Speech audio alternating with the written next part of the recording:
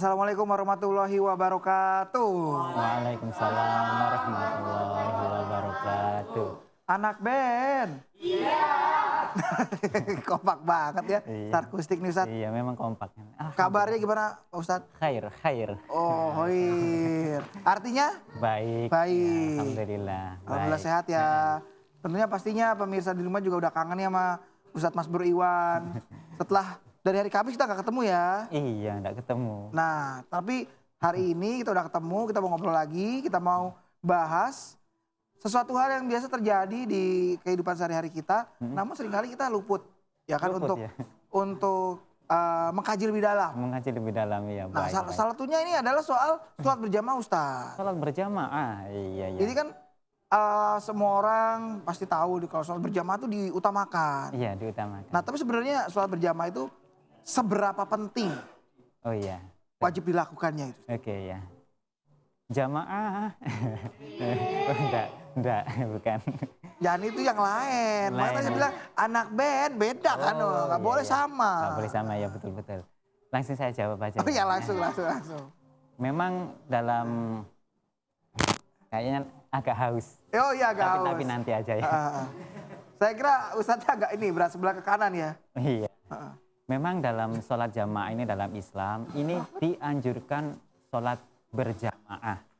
Dalam beberapa ayat Al-Quran itu diterangkan bahwasannya sholat berjamaah, sholat ini ditegakkan dan diiringi dengan yang namanya sodako, zakat, dan haji seperti itu.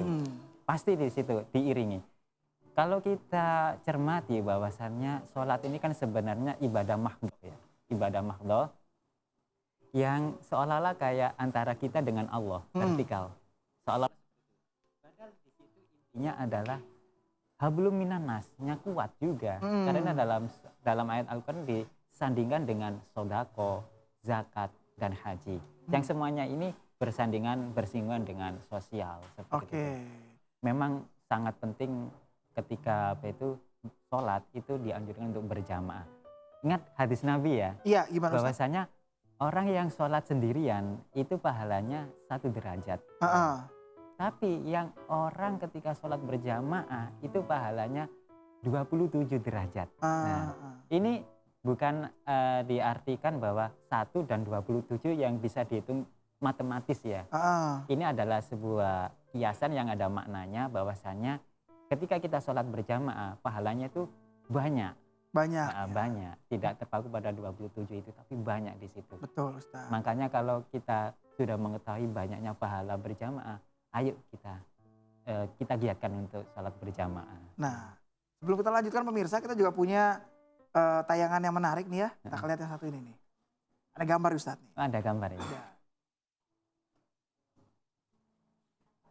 Ngangkat barbel yang berat aja kuat. Masa ngangkat kaki untuk sholat berjamaah di masjid lu nggak kuat? Oh, benar Ustaz ya? Iya betul. Melangkahkan kaki ke masjid itu terlihatnya enteng. Ternyata berat banget. Bener ya Ustaz? Betul. Kalau dalam hadisnya Rasulullah malah diterangkan bahwa sholat isya dan sholat subuh ini adalah ibadah yang terberat. Oke, kenapa Ustaz ya? Karena memang seperti itu, ketika isya ini kan waktunya kita istirahat. Ketika subuh ini adalah di saat kita istirahat. Seperti itu. Nah ini zona-zona nyamannya ini loh. Yang ketika orang meluangkan waktunya untuk meninggalkan zona nyamannya demi ibadah kepada Allah, di situ pahalanya besar dan memang memberatkan. Oke, begitu ya. Jadi memang sudah dikasih peringatan bahwa meskipun berat tapi nilai keutamaan juga tinggi. Iya. Berarti hanya orang-orang terpilih dan orang yang kuat yang mampu ya. Kuat, iya makanya. Ini kan teman-teman Statistik ini pada berjamaah enggak ini kalau sholat? Insya Allah. Insya Allah ketemu ya kali. Insya Allah ketemu. Iya. Insya Allahnya orang Jawa kan biasanya. Iya. Akeh gae. Luputnya Pak Ustadz ya. Luput dari. Oh luput. Iya. Semoga dengan setelah acara ini sebagai ajang untuk penyadaran diri sendiri ya. Ini juga mengingatkan diri sendiri loh. Saya sendiri loh. Agar saya juga untuk meningkatkan sholat jamaahnya seperti Berarti itu. Berarti Ustadz habis sholat jamaah Isya baru kesini ya Ustadz ya? Kalau Isya enggak. Loh, belum. alah, Soalnya jamnya mepet. Ya, ya, Iya. ya, ada keringanan lah ya, ada keringanan. keringanan. Tapi enggak, Yang yang ini jangan yang ringan. Kita ada gambar lagi nih, kita lihat lagi nih.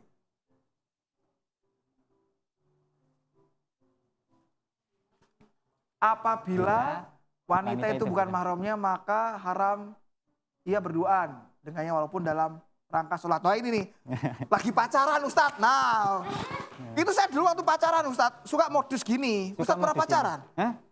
Loh, Pertanyaannya dong yang ngajak ribut. Itu saya, gimana? Hah? saya kok ditanya pacaran. Oh. Sudah jelas tampang-tampang cover boy.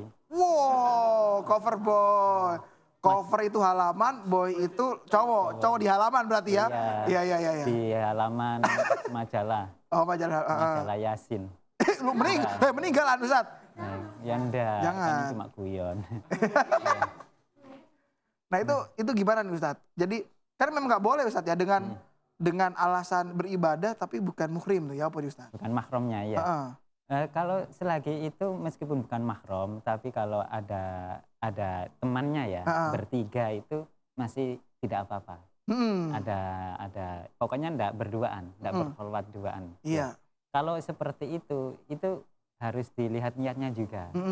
Kalau niatnya memang sebuah pacaran yang dibungkus dengan berjamaah, sholat berjamaah, itu apapun tidak diperkenankan. Nggak ada lah ceritanya pacaran Islami itu nggak ada berarti Ustadz ya? Pacaran Islami ada ya tadi ta'aruf itu sebenarnya. Oh ta'aruf. Ta'aruf itu cuma kalau dalam Islam, istilah Islam itu pacaran itu tidak ada. Iya, iya, iya. Memang seperti itu. Jadi kalau untuk teman-teman ini ya, misalkan kalau Debbie dengan Mas Irfan itu Debbie sama siapa? Sama Mas Irfan ya, kalau seolah-olah ayo kita berjamaah, tapi ya tetap di situ ada getaran-getaran itu ya jangan dilakukan. Oh iya, soalnya masjidnya dekat ini rel kereta, kereta lewat geter ya kan. Tapi kalau memang kita dasarnya untuk niat sholat jamaah, itu gimana Ustaz? Kita nggak ada, maksudnya nggak merasa sholatnya itu dikemas apa kata Pak Ustadz tadi. Oh dikemas, iya. Iya kan tadi dikatakan tapi memang kita niatnya buat waktunya sholat, ada dia sekalian, kan kayak gitu Pak Ustadz. Iya. Terus mari sholat cium tangan ya podo ae. Oh. Gimana tuh Pak Ustadz? Betul. Irfan kok kayak drenges iya ya. Drenges. Tapi aman kok Pak Ustadz, masih belum jamaah kok. Betul. Belum jamaah. Nah, meskipun niatnya seperti itu, niatnya murni untuk berjamaah, tapi selagi ada cara lain untuk yang lebih baik, mengapa tidak itu yang dilakukan, tidak dipilih? Ya. Bisa kan sholat sendiri-sendiri kalau memang kondisinya seperti itu, hanya berduaan berkholwat seperti itu. Bisa Mas Irfan sholat sendiri, Mbak Devi sholat sendiri itu tidak apa-apa, tidak yang melarang. Timbang-timbang ada pemikiran atau getaran-getaran yang membahayakan ya.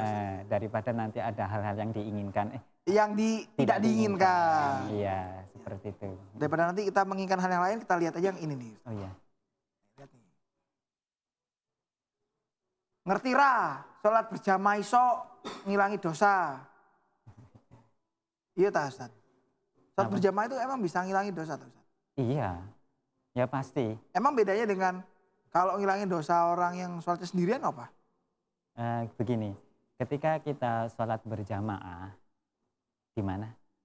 Iya, di masjid Ustaz. Iya. Jamaah nggak di sini, di masjid. Enggak, maksudnya kameranya. Oh iya.